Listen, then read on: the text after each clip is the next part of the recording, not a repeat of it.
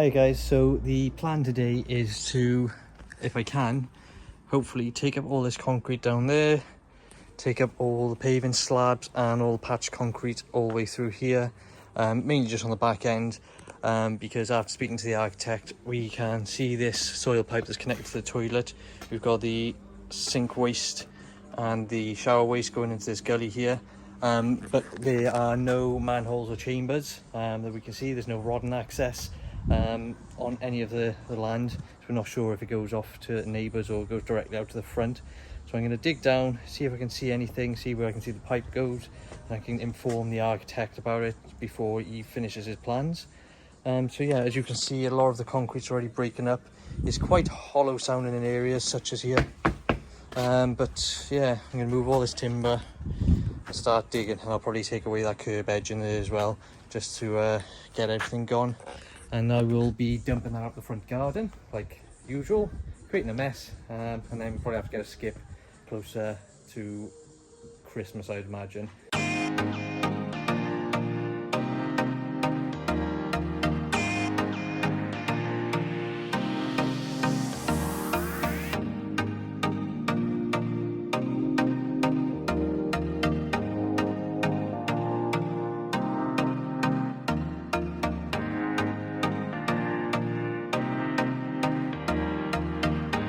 Right guys, so as expected, it's just concrete on top of concrete, which I suppose is probably on top of more concrete or hardcore. They've just been patching jobs over the years, just chucking concrete on concrete just to level it out. That's why the house level is this internal, this level, and outside is pretty much the same. So it's going to be a lot of hard work now getting all this up. So yeah, I'll keep you updated once I've probably got maybe halfway or to the end, depending how quick it goes. But now I've got to dump all this around the front and make a big neat pile of rubble, and probably maybe might need a skip in a week or two.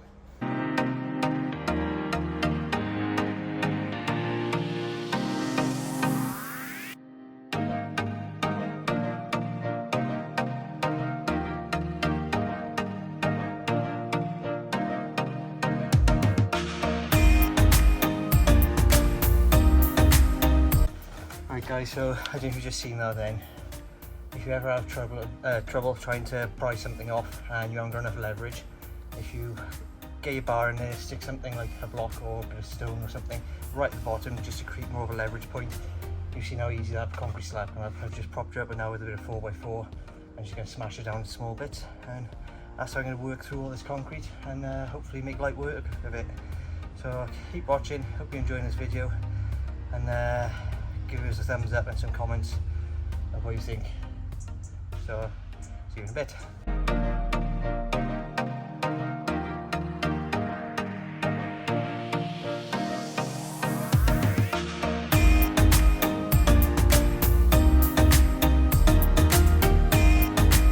Another tip, when excavating and digging down, especially in known territory, like this is a new house to me, I don't know where any of these services go. I don't know if there's electric, gas.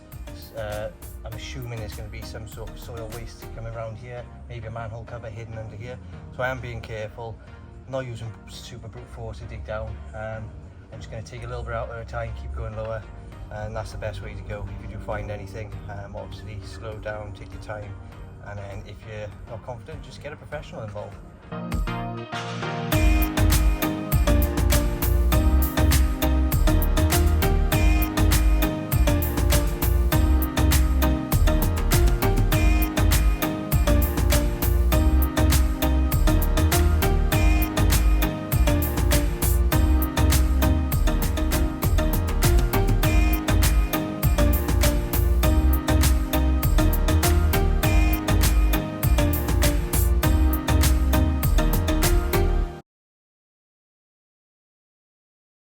Same method again, shim under, prop just to wedge it up and get more leverage, and then another prop under the corner just to give me some volume.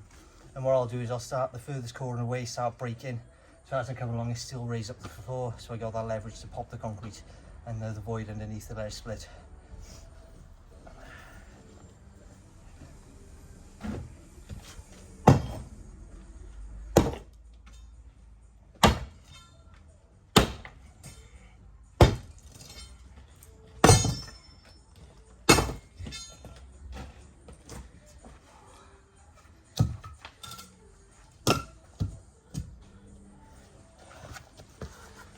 So as you can see, it's all busted and cracked, nice and loose.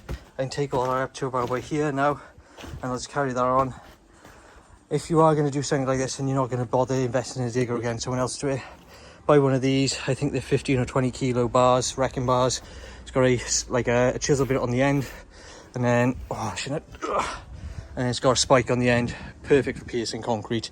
The weight of the bar alone should just smash through it. But if you do need to give it a bit of a wally, or welly should I say, you can give it some welly. So I've done that much. There's still more concrete, you can see all the cracking, but it's all slate and glass, so it should be thin layers. I'm hoping to try and find the chamber, access chamber or manhole, whatever you want to call it. At least then it gives us an idea where the drains are running and where we need to move them once we do the extension. So I'll catch you in a bit. Hey guys, so been grafting away, got this whole patio section up. Turned out underneath was like a natural stone crazy paving, so that came up pretty easy. But I have now dug down a little bit to try and find the soil line, so when I go back to the architects tomorrow, Monday morning, I can send them photos, get an idea of where they're going, if they're joining into a hidden manhole in my garden or if they're going next door.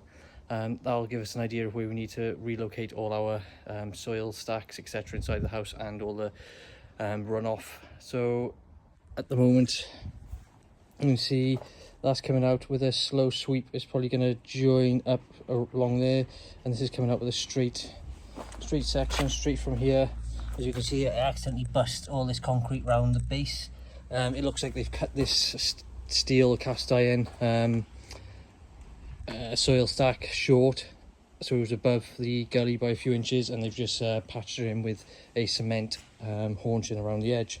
So I gotta be careful of that, because one, I don't want soil, water and waste going into the garden, and two, I don't want anything falling in and blocking the soil. So I'm just going to slowly dig out now, find where they're going to, see if they're terminated within our garden and going down to the front, or if they're carrying on next door. I'm hoping that next door doesn't run into ours either, because that'll cause some issues. So the more I can find out about this drainage, the better it is for our architect, because then he can then design and relocate everything where it needs to be. So yeah, I'm just hard grafting. That's what we've got up to so far. It was all okay up to about there, and then they've put some serious concrete in, 100mm thick roughly. Pretty hard slab. Luckily there's no rebar in there, so it's quite easy to break up.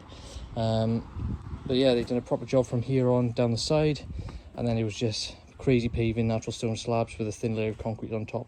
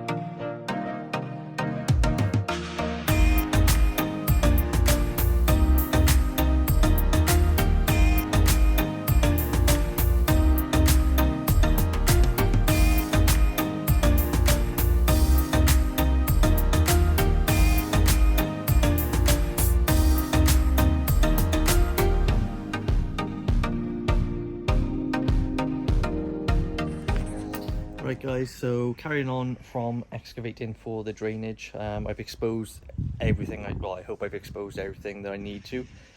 So we've got the rainwater and the sink, washing machine, etc.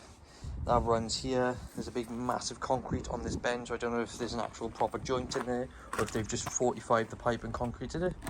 It runs all the way down here, back into another massive concrete, which is rock solid. I tried digging over here because that's where the pipe runs, and I just want to make sure it didn't go under the house, so it's not going under the house. So it comes down here, tees off 90, the hand basin and the shower run out here into a Y connector, run straight down, toilet runs off into another Y connector, and then You just see the pipe in there, and then it runs all the way through, another 45 across here, and I'm pretty sure there's a white connection there which is capped off, because I noticed the corner when I dug out. I'm pretty sure it runs all the way then down the side of the house through here and hopefully out the front. Now this rainwater pipe was in the concrete. We dug around it, it literally goes nowhere, there's no gully, there's no drain, it just went straight into the soil. So hopefully now I've exposed that, it allows it to sort of disperse and dry out a bit quicker rather than just soaking under the concrete and into the foundation of the house. So that is the update for that. We've sent all that over to the architect. He's happy with that, so he knows what he's going to be doing now with all the drainage and the groundworks. But now I got a load of mess that I need to clean up, like this concrete slab that was across here. So that's another mission for another day.